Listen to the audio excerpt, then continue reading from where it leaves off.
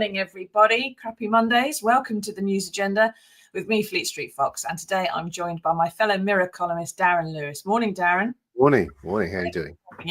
Now, this is the People's Paper Review, so get into the comments, ask us your questions. We'll do our best to answer them for you. Those of you listening on podcast will just have to find something else to crack down on instead. So, what have we got for you today? Well, the Mirror has splashed on news that some weight loss jabs also seem to be able to cut cancer, even in people who are not obese. More on that at the end of the show. But first, I want to take us to page 23. Where I've got a story in the paper. There's a story. This is not driving the day's news agenda, but it probably should. And it's certainly going to be on a low bubble for a while. Now, last week, I was with nuclear veterans and families when they went to Scotland Yard. Supporting one of his constituents was Andy Burnham, the Mayor of Greater Manchester. Now, this was on VE Day, when the great and good were gathered in Westminster celebrating the sacrifices of the Second World War and what the Prime Minister called the greatest generation. Now, the Mirror's video team were there, and we've got a little clip for you, and here it is. Get truth and justice for our nuclear test veterans, because if we don't do that as a country, the words that we speak about veterans will forever be hollow words. It hits you, it throws you into the ground, it burns you. Although I've had cancer, I've had a blood disorder, cancer, they said I've got the wrong sort of cancers and it wasn't due to radiation. My father told his GP that he had been flying through nuclear clouds. Blood was bursting out my mouth like Dracula, dripping all down my clean white. As anybody will realise, the death of your child is something that is very traumatic. Keir Starmer, first Prime Minister to definitely know that this happened.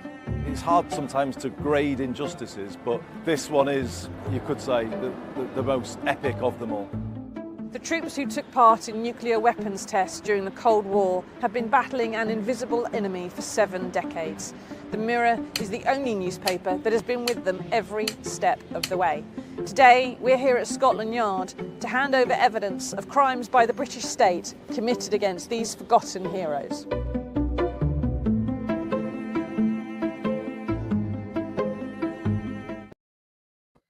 Now, we'd just like to say I didn't have makeup and hair with me at the time. It was a very windy day. But Darren, this is all the latest step in what's become known as the Newt Blood scandal, which the Mirror has been investigating for the past 3 years. And this is allegations, well, evidence, in fact, that thousands of servicemen across all 3 armed forces had their blood, urine and lungs monitored before, during and after they were serving at nuclear weapons tests during the Cold War in order to see how much radiation was entering their bodies. Now, the results of this human experiment, biological monitoring, then went missing. Some, more often than not, they're not in men's medical records. Some we have found on a database that was locked on the grounds of national security and which we've managed to force open. Now, it's the veterans' case that they've now reported to the police, which is that various officials in public life may have been guilty of, or at the very least witnesses to, the crime of misconduct in public office. Now, you've been at the Mirror long enough to have seen lots of investigations, Darren, I'm sure. Lots of times when, we go, well, the Mirror is presenting its dossier of evidence to the police and so on. How does this one compare, I suppose, for seriousness or oomph? Well, it compares very favourably. I think there's a real importance about the fact that you've been on this story for a number of years now. This isn't just one that you've been pursuing over a short period of time. We're talking about misconduct in a public office. And as you've been saying, it's been a campaign really to cover up radiation experiments on troops during the Cold War. I think the interesting thing about this is that you've been, and I say you because I know you have been relentless on this over the past 3 years since the whole thing has come to the fore. And you've kind of shown up how the blood testing was denied, the High Court was given false information, Parliament was misled. And this is particularly important because you were in that video with the people who are affected by it, the people who are still with us, the family members who are still with us. The piece in the paper today, you cite John Morris. He's had cancer I think he's a blood disorder for around 60 years. He served on Christmas Island, which is southwest of Indonesia, during the nuke tests, and his medical records are missing. They're missing, I should say, they're missing results of x-rays and blood tests from before, during, and after his service.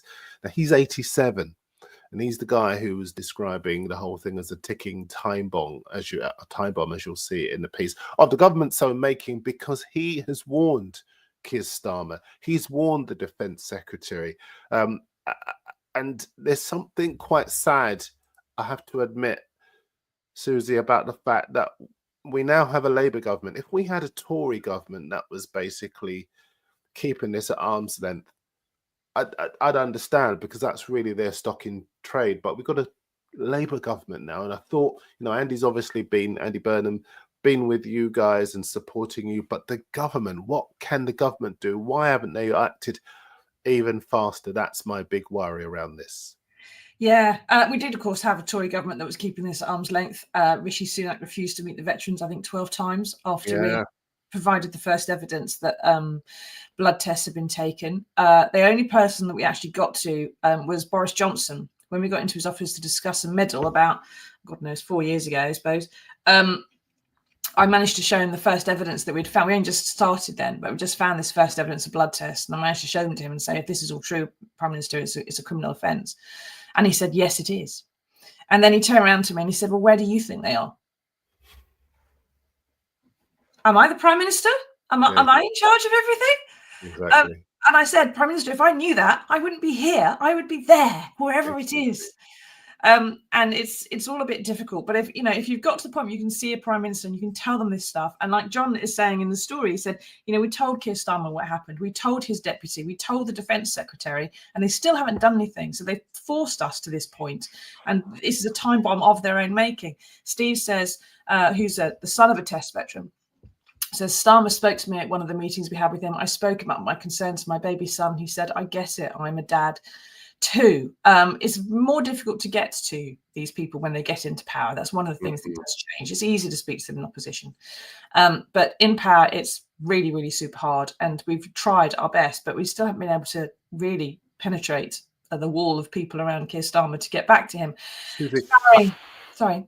Susie, it kind of strikes me as a kind of scandal that ministers and governments really do nothing about until there's a smoking gun or a piece of really well-crafted TV like Mr. Bates in the Post Office that garners such a juggernaut of opinion that they've got nowhere to go. My question to you, because the public invariably are wary, they're fed up with so much in our news agenda, pardon the pun, particularly negative news as well. Mm-hmm. You worried that they might be fatigued with this kind of story because they see no end in sight? Is that something you worry about, given your closeness with the individuals most affected by it? I think generally, when the story is about old men and a long time ago, people go, and it's not the kind of thing that everyone is gripped by in the same way as if it was really current or if it was involving younger, prettier people, right, who are having a more active, they've got the whole lives ahead of them kind of thing. But as we just saw there from Barry, this is a national scandal, and I think it's starting to trickle through because of the increased power we've managed to get for these men and the increased attention we've got through people like Andy Burnham, through things like social media, through programs like this show, which we've never had before, really. And also, the fact is that this is now current, and this is now being hung around the necks of current prime ministers. This isn't something that was just ordered in the 1950s and it's a long ago prime minister and everyone involved is dead. There are still some survivors, and the current prime minister is the first one we know, as we were saying in that video, the first one that we know definitely knows what happened, that there were blood tests, which is something the MOD has denied for so many years. So can I just ask you one other question before you move on? Because I think you said something that really did strike me.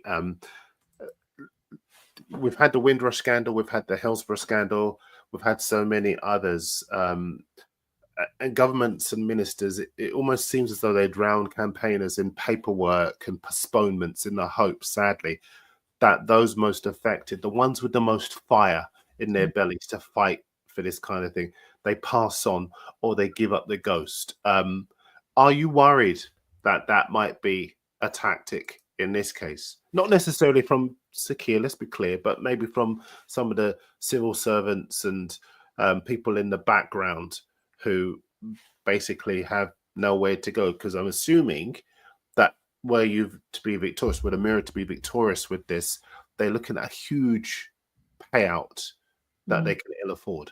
Yeah, the veterans have always said that the Ministry of Defence's tactic has been delay, deny until they die. There's about 10% of the original veterans still left. By definition, they're some of the least affected, although, as you've heard from John and from Brian, and I mean, Brian's on his, I think, his 96th cancer. I'm not joking, 96th. John has had pernicious anemia, a radiogenic condition, which can be often seen in radiotherapy patients, since he was 26.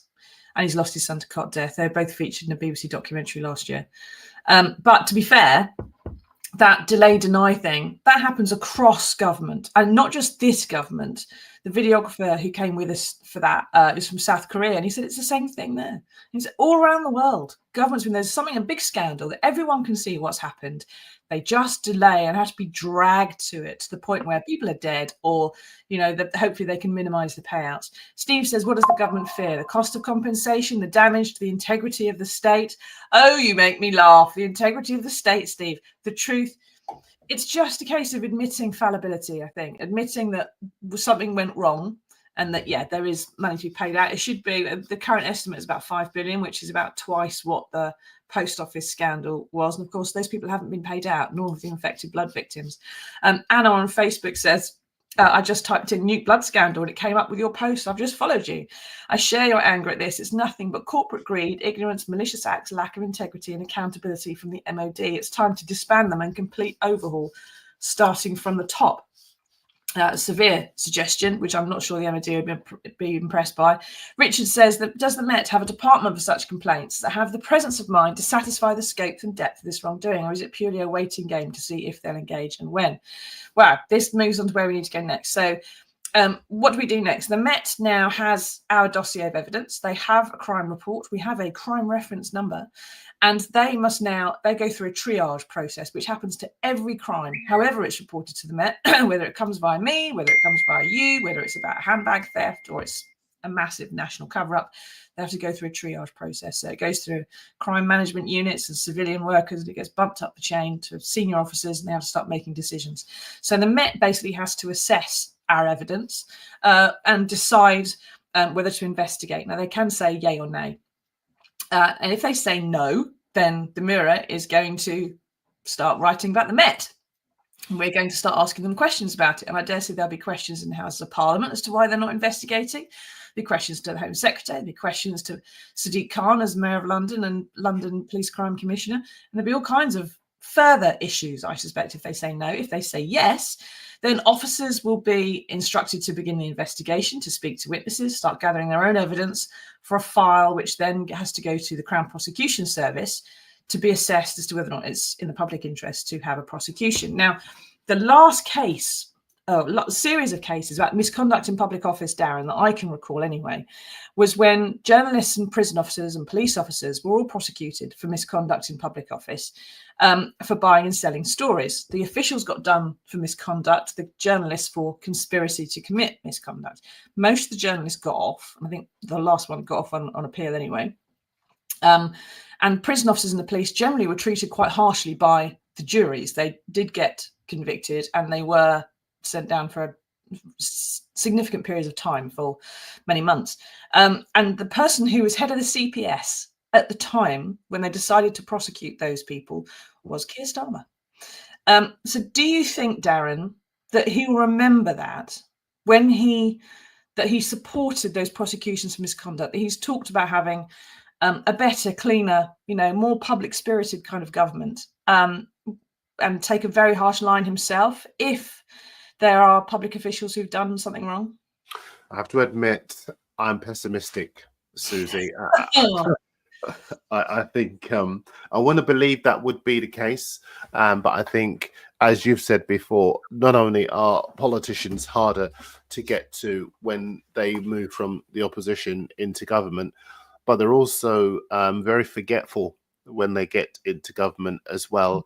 And if we look at the track record so far, we've spoken before on this show about the welfare cuts, the benefit cuts, the disability cuts, all of the things that the winter fuel payments on that are a betrayal, really, of the very people that got him in there, let alone the people who are crying out for help and have been for such a long period of time. And I think when Sir Keir was in opposition, he'd have promised to put this right at the top of his in tray. Now, I think it might be somewhere near the middle, maybe even near the bottom. Well, exactly. It has to get moved up to the top of the in tray, doesn't it? And I should say that the Ministry of Defence and the government legal department, because some of our evidence involves things that were sworn and stated by lawyers acting for the Ministry of Defence in previous court cases about this matter. Both of those departments have said it's a very serious allegation, and they completely refute it, and they call it totally unsubstantiated. Now, our dossier is 500 pages of substantiation. If that's not enough, lads, I can find you some more. So we'll see where that goes, won't we? But that's where we are. That's my big thing last week. It gave me lots of migraines. Mercifully over now. Now, need to move on to the main story of the day, which is actually driving the day, really, that everyone's going to be talking about. And Keir Starmer gave a press conference this morning at 8:30 about his latest immigration crackdown. Here is a little clip. Let me put it this way. Nations depend on rules, fair rules. Sometimes they're written down, often they're not. But either way, they give shape to our values, guide us towards our rights, of course, but also our responsibilities, the obligations we owe to each other. Now, in a diverse nation like ours, and I celebrate that, these rules become even more important. Without them, we risk becoming an island of strangers, not a nation that walks forward together. So when you have an immigration system that seems almost designed to permit abuse, that encourages some businesses to bring in lower paid workers rather than invest in our young people, or simply one that is sold by politicians to the British people on an entirely false premise, then you're not championing growth, you're not championing justice, or however else people defend the status quo. You're actually contributing to the forces that are slowly pulling our country apart. So yes, I believe in this. I believe we need to reduce immigration significantly. Now, the Prime Minister, Darren, says he wants us to stop being a nation of strangers, unite us in a spirit of national endeavour for economic growth and being better friends and all the rest of it. Has he drunk too much of the Blitz spirit at the VE Day celebrations, do you think, or has he got a point? He's speaking, as we say, out of both sides of his mouth. 1 minute he's celebrating our diverse nation, and then the next, as our political editor Lizzie Buchan says in her piece today, she doesn't say it, I'll say it to be fair to her, it's Starmer's latest pivot to the right, sadly, and there isn't really any other way to describe what he's saying. It's a very polite way of saying the kind of thing that Nigel Farage has been saying for quite some time, and yes, let's not kid ourselves, we are a media platform that's been very traditionally sympathetic to Labour voters, but we also live in the real world. I live in the real world, and for me to hear Labour politicians speak in this way, trying to reform, Susie, trying to appease extreme right wingers, it breaks my heart.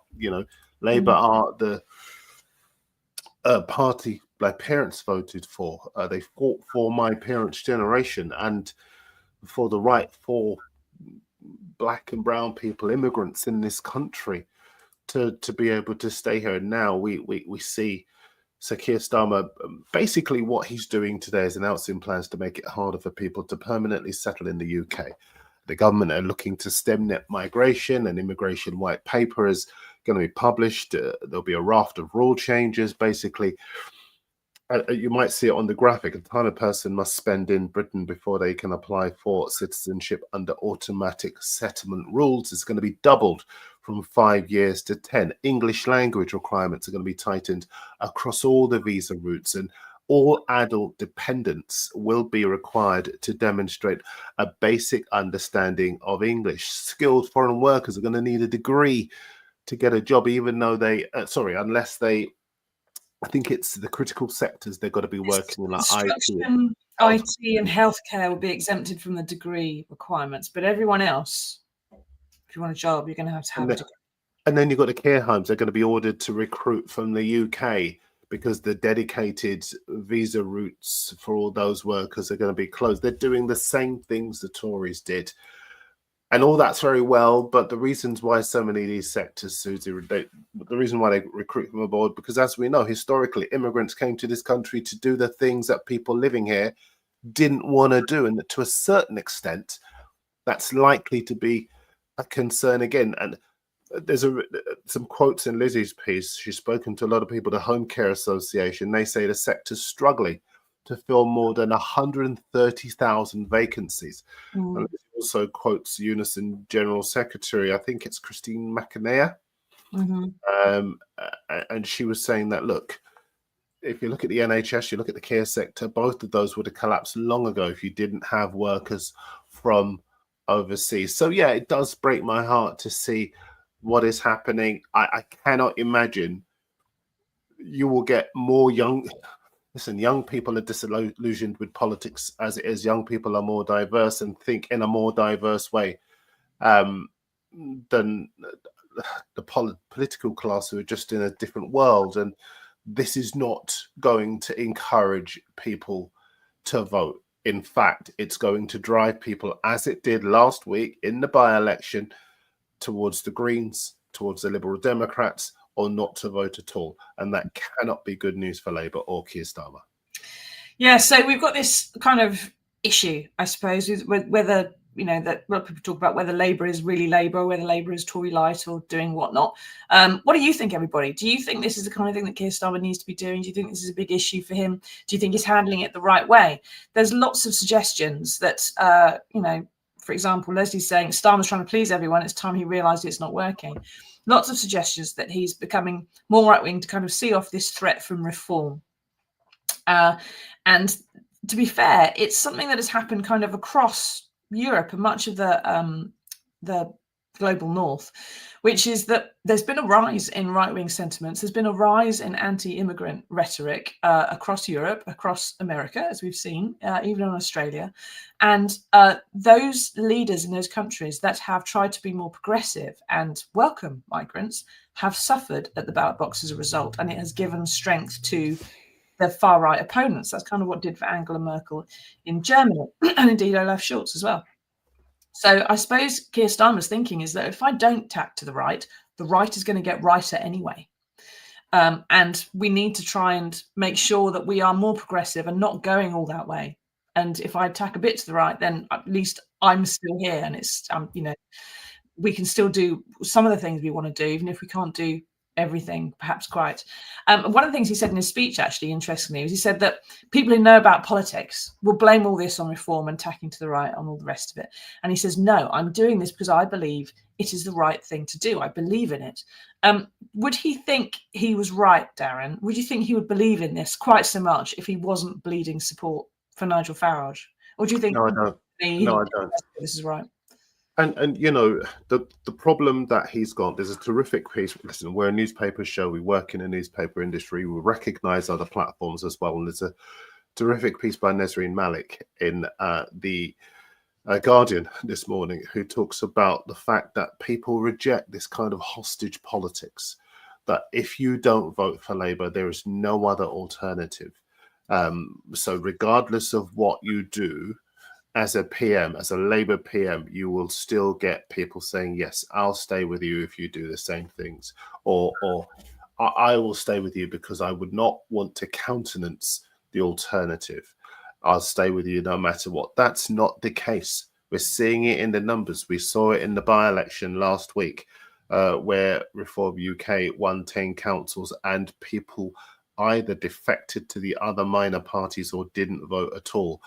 And I think that will happen more and more. I think the Prime Minister's delusional. As I say before, it was heartbreaking to see Yvette Cooper, somebody who previously, for me, had been very good at articulating the concerns of the right for people, immigrants, asylum seekers, refugees in this country. To see them on TV spouting the kind of thing, you could have transposed her yesterday for anybody from Reform UK with the kind of thing she was saying, because she was simply saying it in a more polite way, a more anodyne way, but effectively. And you know, these things, Susie, these things have consequences. What were the kind of things that people were saying last year when they were dragging black and brown people out of cars and intersections in the north of England and beating people up in parks? They were parroting the rhetoric of the right wingers who want to stop the boats. And this is what is going to happen. They are going to drive a wedge between communities. They are going to endanger the safety of people. And it all starts at the top. So yes, as I said before, and I do want to stress, we are a media platform that is sympathetic to Labour, but I cannot sit here in all conscience. You know me, tell the truth. I'm appalled by what I'm hearing. I'm not going to try to make any kind of a cerebral argument defending what is going on, defending the right for Sir Keir Starmer to speak in this way, or, you know, you've got to deal with net migration. And the bottom line is that if you look at some of the right-wing sections of our industry, they're not happy with what he's doing anyway. There's no cap on it, they say. Oh my goodness, does he think he's going to fool us? Yeah. This is the point. He is not winning with this by any metric whatsoever. Well, they can always find something to criticize, I'm sure. So that if it doesn't do point X, then they'll just have a go at him for not doing point Y. And I think there is an argument as well for saying that if you tack a bit right to steal some of Reform's thunder, for example, what you're actually doing is normalizing it and making it all okay that this is the thing you talk about all the time. And you're not presenting a real option at the ballot box. You're not saying, well, look, no, this is the other way of thinking about it. 100%. And there's this way of thinking about it. And that those are the two options you have to choose between. Actually, you go further to the other guy, you just make it one option, which is we all hate immigrants and all the rest of it. Bang on. Listen, he was on the front page of a right-wing newspaper yesterday saying the next election is going to be between me and Farage. And he believed in doing so that he was taking pot shots at a Conservative Party that are disintegrating anyway. But what he was doing is exactly as you've just said.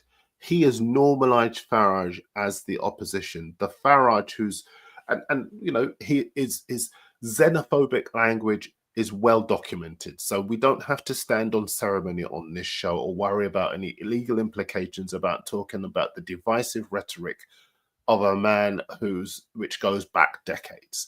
So for Starmer to, as you say, normalize him, and for us to start to, he injected himself into the nation's bloodstream decades ago, but I just now fear that we have reached the point after having him on TV, on game shows, on this and that. And people will say, oh my goodness, you can't just say that because I want to vote reform, that means I'm racist. That's not what I am saying. I am saying that we are dealing with somebody who wants to drive a wedge between communities, and we have a prime minister who inadvertently, I'm sure it's not by design, inadvertently is normalizing it, and it's dangerous and it will have consequences. Well, I'm sure Farage is delighted by some of this news and can make also plenty of hay out of it. Now, Barry says, Sir Keir is quite frankly going to be condemned no matter what he does. People are really impatient and will vote for the populace if they don't see quick results. And this is, this is not a law that is being suggested here. Barry is quite right. This is a white paper. All right. Now, for those who don't know, the process of creating a law, you can start off with a green paper if you have a suggestion. I have a mild suggestion for I want to have a law. It's a green paper. And it gets talked about and it gets published and nothing really happens. The next step up is a white paper where you're a little bit firmer that you do want to have a law and it's going to be a bit more detailed, but it's still not a law. After that, you then create a bill, which then has to go through the parliamentary process, gets knocked about, gets amended, gets turned around. And then when it finally, if it does become law, may have 6 months to a year before it actually becomes into effect. Now, we are 4 years away from the next general election. So the chances of this being in place in time for there to be a observable difference in the net migration numbers, which is what he would need in order to see off Nigel Farage at the next general election, and added to it is probably next to non-existent. And added to which, Nigel, when we get there, Darren, is just going to say, well, yeah, only because I told you to. Absolutely. I was right. He's going to say, you brought the numbers down because I was right. So he wins anyway. Darren, he wins anyway. This is what they've not thought through in Labour High Command and at number 10. And I think as far as, listen, all of our viewers who've commented so far, they get it. They understand that as far as Starmer is concerned. The problem for me is, as you say, this is only a white paper, but the problem is the rhetoric.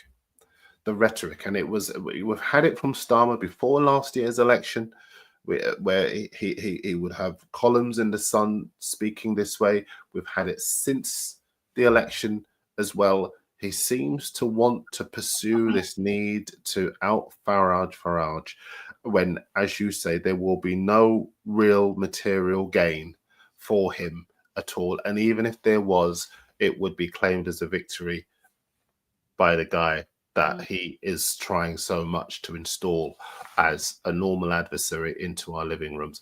I just can't see it. It will be hugely damaging to him. I know a lot of people who are looking at him and saying, it's interesting. I was talking to another colleague the other day, and they were saying what a lot of people are saying now.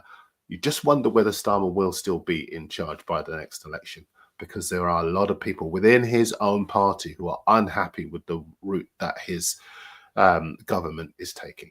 Yeah, but he has just won a landslide. Mind you, so did Boris Johnson, and he didn't last very long. Indeed. So we seem to be in a complete mess one way or another. Now, one thing I do want to say before we move on is that one of the things that's suggested is an end to the care visa. So it'll be harder to recruit carers for our care service from abroad. Now, the care industry is really alarmed at this, as it says in Lizzie's piece. And they say they don't pay their staff less than UK staff. Okay, care industry, you get paid the same because you're working in the same place, and the minimum wage applies to everybody, and the rates apply to everybody. But it makes no difference. But it's just there's already these 130,000 vacancies. No one wants to fill those jobs now. So they're forced to go abroad. Same goes for the NHS. They have to pay their staff the same. And there's recruitment costs to go abroad to get them, but it's vital because without it, you have no staff, because nursing, doctoring, caring is just not an attractive proposition for lots of people anymore. Now, you've also got, this issue that care is very low paid work. Even if you're getting paid the same across the board, UK staff being paid the same as the rest of it, there's still minimum wage. If you're recruiting more UK citizens, you're going to have to offer them more pay to do the job. That will mean rising wages. It will mean rising care costs. And of course, we don't have a national care service where those costs are being funded by general taxation. They are funded by the end users of the care that is being provided. So these are private firms. Sometimes they're being run for profit. Sometimes they're just breaking even. Sometimes they're not very big firms. But in that scenario, everyone who needs care is going to find it harder to get, aren't they? They are indeed. And again, amid all of this politicking and all this rhetoric and all of this, all of these plans which are being poured over, the people who are going to lose out are ordinary people. The ordinary people watching this show, the ordinary people who pay their taxes, the ordinary people who've got a right to expect a level of care or the level of care that they've been receiving. And that now services will drop, services will be cut, and people will find out the hard way that within a diverse, integrated society, you're able to provide that level of care.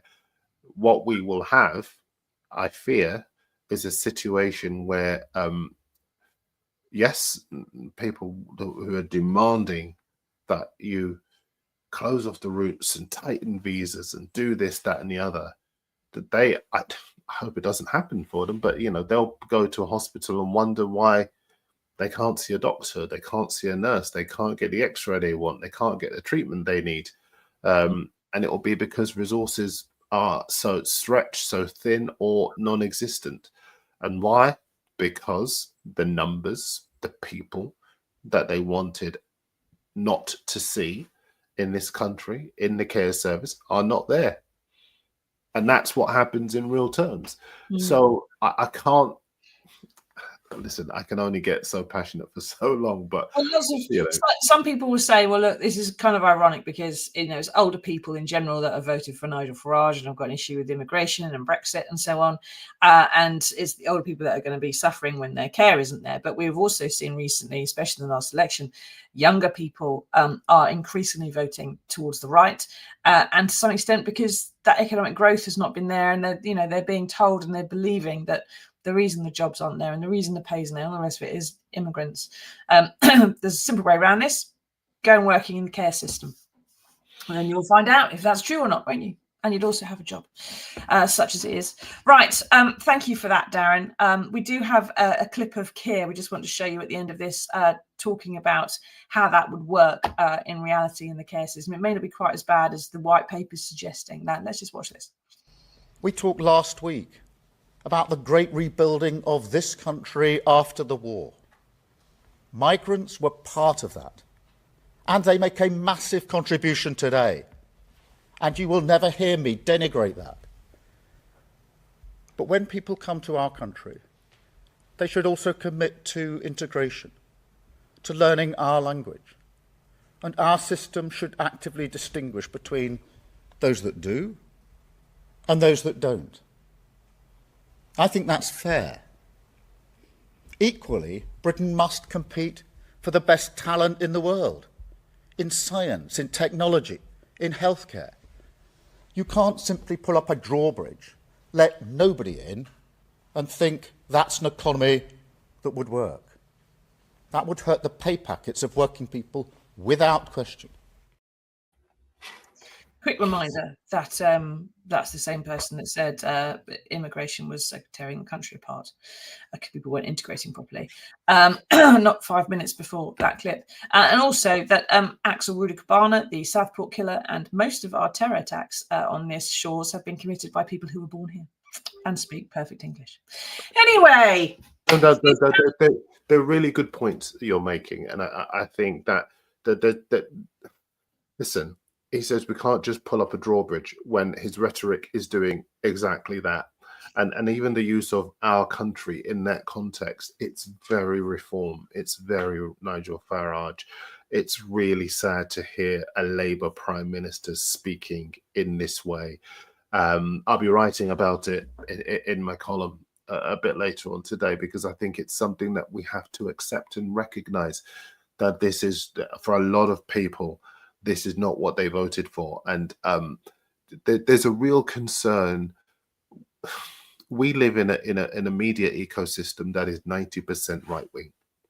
Yeah. And I think that's a big problem, because a lot of people are almost being groomed to believe that their problems have been caused by people who've come into this country, when in fact there are a lot of politicians and governments in this country that have failed ordinary working people for year after year, decade after decade.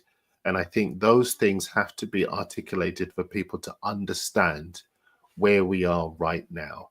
The issue is not immigration. The issue is a lack of public services, a declining healthcare system, a declining education system. There are so many things that are at the feet of the politicians. Brexit, the act of self-harm that we will suffer from for decades to come, that has isolated us from the rest of Europe. Goodness me, to blame this, to suggest that, oh my goodness, it's what people are talking about on the doorstep every day. Do me a favor. It's what older people are talking about. It's not what young people are talking about. And it's, as I say, it is, we are a nation that has been groomed by a section of our industry, which is the reason why we are where we are and why people's everyday lives will be adversely affected by this. Yeah. And you could give them something else to talk about, something which Nigel doesn't have anything to say on. Might be an idea. I think later on I'm going to write a column that says, the speech that Keir Starmer could have given, which would have been telling the truth. Anyway, we have managed to find some good news in the world for you amid all of this. It was on today's front page of the Mirror, and here it is.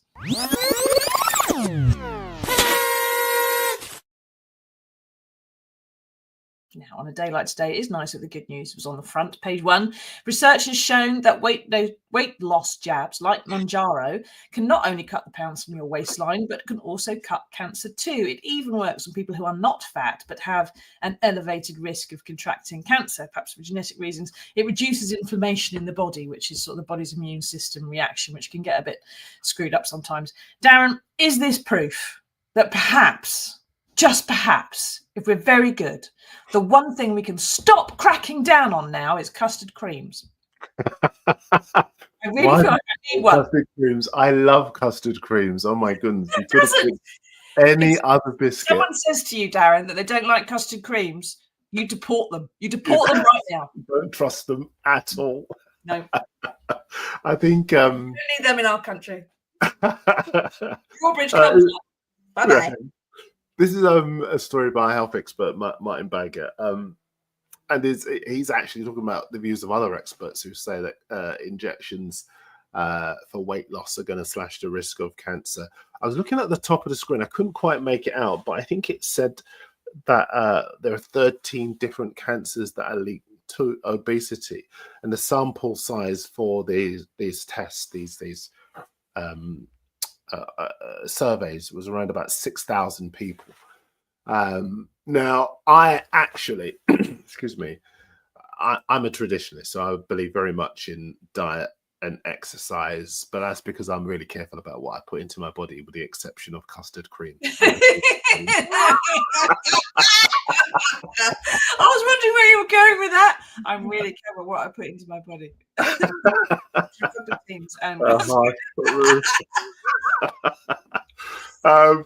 for the people who are that way inclined, the experts say the drugs can work on people who are not obese, but they have a high chance of getting the disease. And the experts say that they stop the cancer by reducing inflammation, and they reckon that it might herald a new era of preventative cancer medicine, which obviously would be terrific news. It's an important piece, actually. I'm not quite sure where Mounjaro, we are a society always looking for a quick fix. But there are a variety of reasons why people do suffer from obesity, and there have been countless studies, phone-ins, discussions, surveys done around it. For the time being, I'm going to be an old fogey and stick with the traditional route, but Mounjaro's there if you want it, as they say. Yeah, I suspect. I mean, obviously, if you're thin and taking Mounjaro, you're probably going to lose more weight. So you might reduce your cancer risk, but turn into a skeleton. Can I ask you, Susie, what do you think about the idea that, people, they say the pill has side effects. People didn't even take the vaccine because they felt that they were unsure about taking it, about the ingredient, what was in it. What do you feel about all of that in relation to Mounjaro? People are very keen on weight loss jabs because it's a get out of jail free card, and they feel that they can eat what they like, do what they like, and have all the fun, and there'll be a quick fix. Yeah. And so they're not thinking about the Mounjaro jab or any of the weight loss jabs in the same way that they thought about the COVID vaccine. Like, what are the possible side effects? What are the problems? They're thinking about it in a different. It's all positives. Hooray! Yes, custard cream in my face. But of course, if you're having the weight loss jabs and you're eating as per normal, you will feel really, really ill. So you can't. That's the way it works, right? It makes you want to bomb if you eat custard creams. I'd rather have the custard creams and go for a run because it's just an easier way of getting through life. But I think it's the way the state of mind with the COVID vaccine came out. People were trying to find something wrong with it, and with this, they're trying not to find anything wrong with it. But there are side effects, and it doesn't work for everybody. So we shall have to see how it goes, don't we? Presumably they'll be able to find a way that they can, put into pill form the thing which helps cancer patients, so you don't have the lack of problem with diet kind of thing and feeling full, and they'll be able to separate the two out. Now they know how some of the mechanism works, which is what the drug has enabled them to do. So we'll find out, won't we, in the fullness of time. But I suspect this will probably come online before any kind of immigration crackdown actually becomes. Indeed.